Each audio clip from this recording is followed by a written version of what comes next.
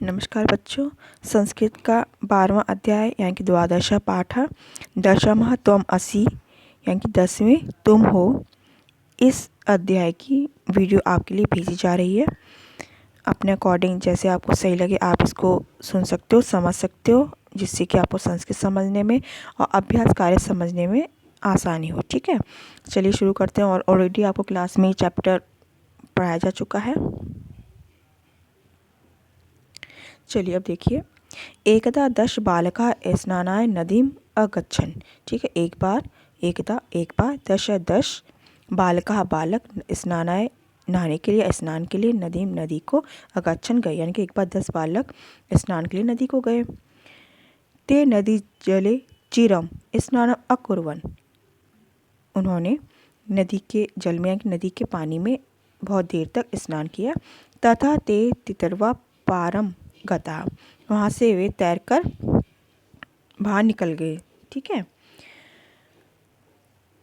तदा तेषाम नायक अपृच्छत्, तब उनके नायक ने पूछा, क्या पूछा? अपि सर्वे बालका नदीम उत्तीर्णः, आप सभी बालक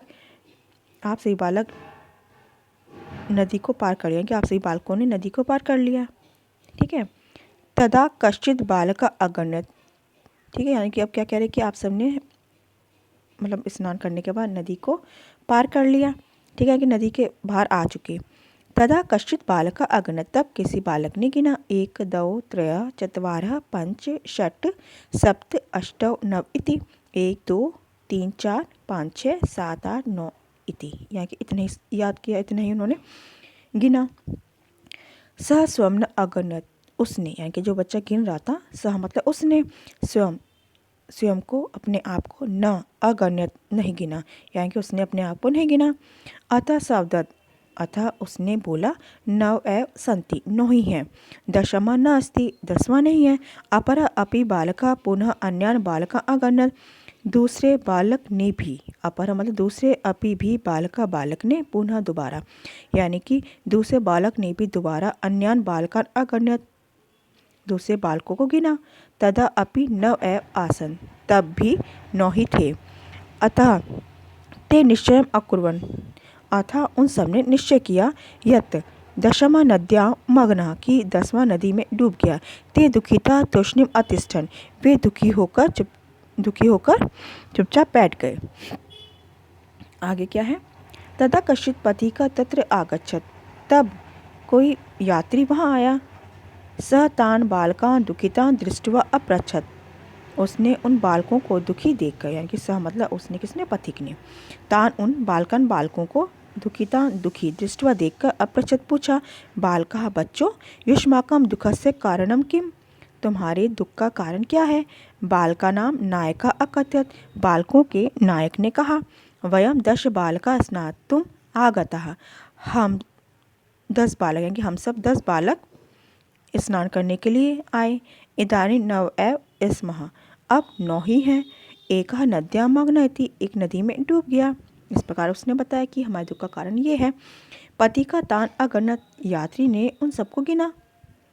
तत्र 10 बालका एव आसन, तत्र मतलब वहाँ, 10 मतलब 10 बालका बालक या बच्चे, एव ही आसन थे, वहाँ 10 बालक या बच्चे ही थे।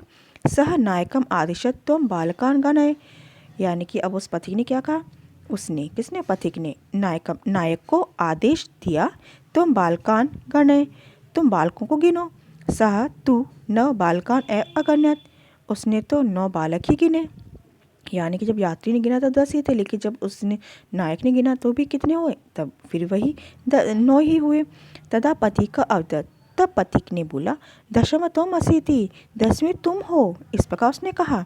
तत् श्रुत्वा प्रहृष्टा भूत्वा, वो, यानी कि ये सब सुनकर, तत् मतलब वो जो उसने कहा कि 10वें तुम हो, श्रुत्वा सुनकर, पृष्ठा आनंदित प्रसन्न, भूतवा होकर, सर्वे सब गृहम घर को अगच्छन् चले गए। ठीक है, वो सब सुनकर प्रसन्न होकर सब अपने घर को चले गए।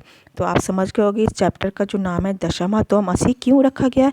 इसलिए रखा गया क्योंकि जो चैप्टर इसी पे बेस्ड है कि मतलब वही है कि जो गिन रहे थे उन्होंने क्या करा, बार बार यही गलती करते हैं, नायक ने बच्चों ने यही गलती करी कि उन्होंने क्या करा, अपने आप को नहीं गिना और सबको गिना लेकिन अपने आप को नहीं गिना।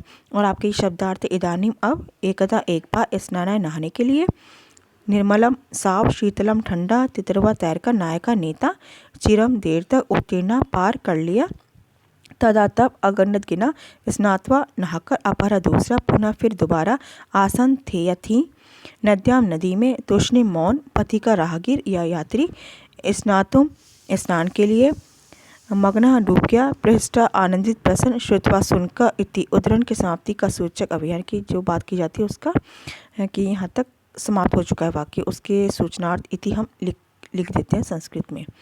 तो यह आपका अनुवाद था 12वें अध्याय का। और आपकी जो एक्सरसाइज है वो तो क्लास में आपसे मैंने पूछा था, कुछ क्वेश्चंस जो थे वो चैप्टर बेस्ड वो मैंने आपसे पूछे, जिससे कि आप ये पता चल जाए कि आपको चैप्टर कितना समझ में आया, आप संस्कृत को कितना समझ पाए हो। तो बच्चों ये थी इस चैप्टर की वीडियो, और जब भी पॉसिबल आप इसको समझ सकते हो, सुन सकते हो। और क्लास में भी इस चैप्टर को फिर से मैं आपसे पूछूंगी, मैं तो समझा चुकी हूँ लेकिन आपके द्वारा इसको पूछा जाएगा, ठीक है। आपसे पूछूंगी जिससे कि आपको हर चीज़ का ज्ञान हो जाए, हर शब्द के बारे में आपको पता चल जाए। Okay, thank you class.